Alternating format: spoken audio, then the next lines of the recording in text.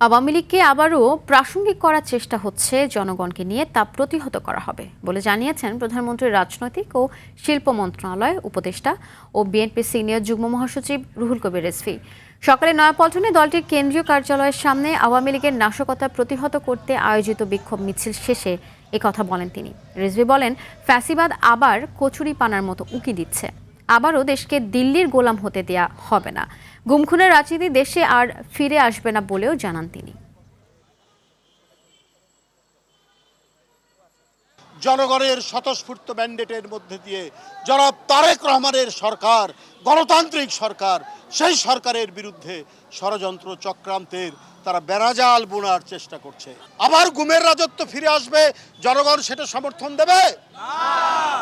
আবার cross fire ফিরে আসবে, জনগণ সেটাকে সমর্থন দেবে?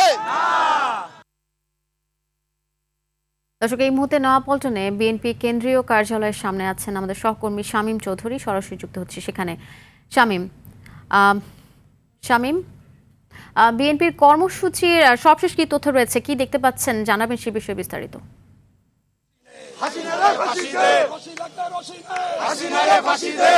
সুরাইয়া, কার্যক্রম নিষিদ্ধ ঘোষিত আওয়ামী লীগ আজকে আওয়ামী লীগের 23 জন আওয়ামী লীগের প্রতিষ্ঠাবার্ষিকী। আর এই প্রতিষ্ঠাবার্ষিকীতে দেশের বিভিন্ন অঞ্চলে কার্যক্রম নিষিদ্ধ আওয়ামী লীগ মিছিল মিটিং করেছে, এমনটা আমরা সামাজিক যোগাযোগ মাধ্যমে এবং বিভিন্ন সংবাদ মাধ্যমে দেখেছি। এই কার্যক্রম নিষিদ্ধ আওয়ামী লীগের আজকের প্রতিষ্ঠাবার্ষিকী উপলক্ষে যে কোনো নাশকতা হতে পারে দেশের বিভিন্ন অঞ্চলে। এ কারণে আইন শৃঙ্খলা রক্ষাকারী বাহিনী বিভিন্ন রাজধানী সহ দেশের বিভিন্ন স্থানে সতর্ক অবস্থায় আছে। তারই পরিপ্রেক্ষিতে নয়াপল্টনে বিএনপির কেন্দ্রীয় কার্যালয়ের সামনে বিএনপি এবং তার সহযোগী সংগঠন, অঙ্গ সংগঠনের নেতৃবৃন্দ এখানে উপস্থিত রয়েছে এবং তারা বলছেন যে আওয়ামী লীগের যদি কোনো নেতাকর্মী কোনো নাশকতা সংক্রান্ত কোনো কার্যক্রমে করতে চায়, সেক্ষেত্রে তারা সেটা প্রতিহত করে আইন শৃঙ্খলা রক্ষাকারীর হাতে সোপর্দ করবে। এই মুহূর্তে বিএনপি নেতাকর্মীদের সঙ্গে পাশাপাশি এখানে রয়েছে জুলাই যোদ্ধারা। আমরা দেখেছি যে রাজধানীর বিভিন্ন অঞ্চল এলাকায় মোটর বাইক শোভাযাত্রার মাধ্যমে আওয়ামী লীগ যদি কোনো নাশকতা করতে চায় সেটি প্রতিহতের জন্য তারা রাস্তায় নেমেছে। আমরা এমন একজনকে পেয়েছি, এমন একজন জুলাই যোদ্ধাকে। কেন আপনারা মূলত আজকে এখানে মিছিল করেছেন বা মোটর বাইক শোভাযাত্রা নিয়ে রাস্তায় বের হয়েছেন? একটি বিষয় আমরা অত্যন্ত কষ্টের সাথে বলছি। 17 বছর 18 বছর পরে একটি নির্বাচন হয়েছে, যেখানে বাহিরের কান্ট্রি থেকে সমস্ত বহির্বিশ্ব বলেছে একটি সুষ্ঠু সুন্দর নির্বাচন হয়েছে।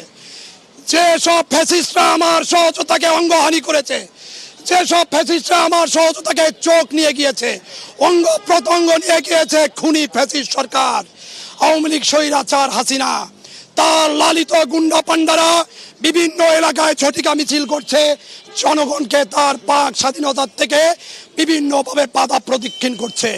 আমরা বিগত দিনে কিছুদিন ধরে দেখছি তারা ছোট ছোট মিছিল দিচ্ছে, জয় বলছে, এখানে 1 মাইল দূরে যে বলছে বাংলা। যারা রাজপথে দাঁড়ানোর শক্তি রাখে না, সাহস রাখে না, তারা জনগণকে দুর্ভোগ দুর্দশা করার জন্য রাজপথে নামছে। আমরা জনগণের এবং এই আইন শৃঙ্খলা বাহিনীকে আমরা সহযোগিতা করতে চাই। যারা আমার সহযোদ্ধাদের অঙ্গহানি করেছে, এই গুম খুন হত্যা নির্যাতনের নেপথ্যে ছিল সেই ফ্যাসিস্ট হাসিনার কোন দোসররা এই রাজপথে আর দাঁড়াতে দেব না। আমার জুলাই যোদ্ধারা, আমরা 17 বছর 18 বছর রাজপথে ছিলাম, আমরা এখনো রাজপথে তাদেরকে আপনারা দেখছিলেন যে এখানে যাতে কোনো প্রকার নাশকতা ঘটাতে না পারে কার্যক্রম নিষিদ্ধ ঘোষিত সংগঠন আওয়ামী লীগ, সে কারণেই বিএনপি নেতাকর্মীদের পাশাপাশি জুলাই যোদ্ধারাও এই রাস্তায় রয়েছেন। তারা বলছেন যদি এরকম কোনো ঘটনা তারা দেখতে পান তাহলে তাদেরকে আইন শৃঙ্খলা রক্ষাকারী বাহিনীর হাতে সোপর্দ করবেন। তো আফসানে, এই ছিল নয়াপল্টন বিএনপি কেন্দ্রীয় কার্যালয়ের সামনে থেকে আমার কাছে সর্বশেষ। পরবর্তী সংবাদে আপনাকে আপডেট জানিয়ে দেব। জি, ধন্যবাদ শামীম আপনাকে।